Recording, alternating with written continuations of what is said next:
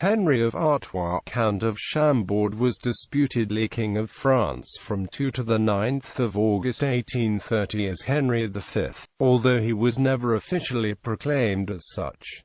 Afterwards, he was the Legitimist pretender to the throne of France from 1844 to 1883. Henri was the posthumous son of Charles Ferdinand, Duke of Berry, younger son of Charles X of France, by his wife, Princess Carolina of Naples and Sicily, daughter of King Francis I of the Two Sicilies. As the grandson of the King Charles X of France, Henri was a Petit-Fils de France. He also was the last legitimate descendant in the male line of Louis XV of France.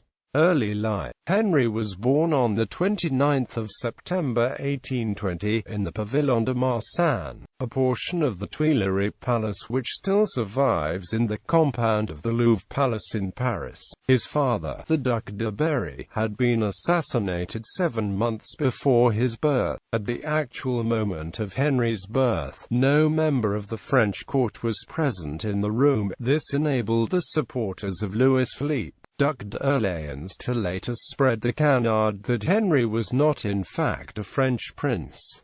At birth, Henri was given the title of Duc de Bordeaux. Because of his posthumous birth when the senior line of the House of Bourbon appeared about to become extinct, he was given the name Dieudonné. Royalists called him the Miracle Child, Pretender Monarch. On the 2nd of August 1830, in response to the July Revolution, Henri's grandfather Charles X abdicated, and 20 minutes later Charles's elder son Louis-Antoine, Duc d'Angoulême, also abdicated in favor of the young Duc de Bordeaux. Charles X urged his cousin Louis-Philippe of Orléans, as Lieutenant Général du Royaume, to proclaim Henri as Henri V, King of France. But Louis-Philippe ignored him. As a consequence, after 7 days, a period in which Legitimist monarchists considered that Henri had been the rightful monarch of France, the National Assembly decreed that the throne should pass to Louis-Philippe, who was proclaimed King of the French on the 9th of August. Henri and his family left France and went into exile on the 16th of August 1830. While some French monarchists recognized him as the sovereign, others disputed the validity of the abdications of his grandfather and of his uncle. Still others recognized the July monarchy of Louis-Philippe. With the death of his grandfather in 1836, and of his uncle in 1844, Henri became the genealogically senior claimant to the French throne. His supporters were called Legitimists to distinguish them from the ULANists, the supporters of the family of Louis-Philippe. Henri, who preferred the courtesy title of Comte de Chambord, continued his claim to the throne throughout their July monarchy of Louis-Philippe, the Second Republic, the Second Empire of Napoleon III, and the Third Republic. In November 1846, the Comte de Chambord married his second cousin Archduchess Maria Theresa of Austria-Est, daughter of Duke Francis IV of Modena and Princess Maria Beatrice of Savoy. Her maternal grandparents were Victor Emmanuel I of Sardinia and Maria Theresa of Austria-Est. The couple had no children.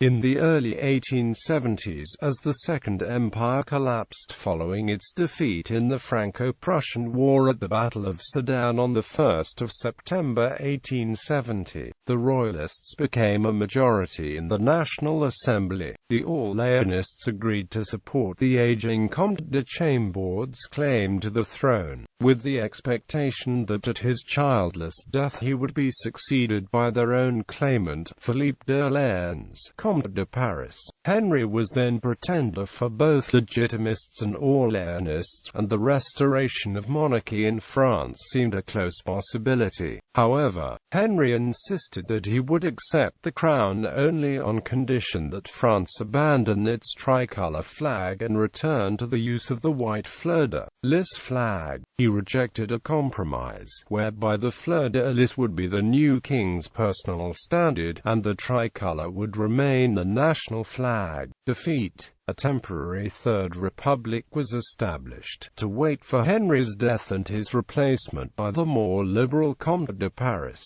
But by the time this occurred in 1883, public opinion had swung behind the Republic as the form of government which, in the words of the former President Adolphe Thiers, divides us least. Thus, Henry could be mockingly hailed by Republicans such as Georges Clemenceau as the French Washington, the one man without whom the Republic could not have been founded. Henry died on the 24th of August 1883 at his residence in Frosdorf, Austria, at the age of 62. He was buried in his grandfather Charles X's crypt in the church of the Franciscan Kostanjevica monastery in Gorizia, then Austria, now in Slovenian city of Nova Gorica. His personal property, including the Château de Chambord, was left to his nephew, Robert I, Duke of Parma. Henry's death left the Legitimist line of succession distinctly confused. On one hand, Henry himself had accepted that the head of the Maison de France would be the head of the Orléans line, i.e., the Comte de Paris.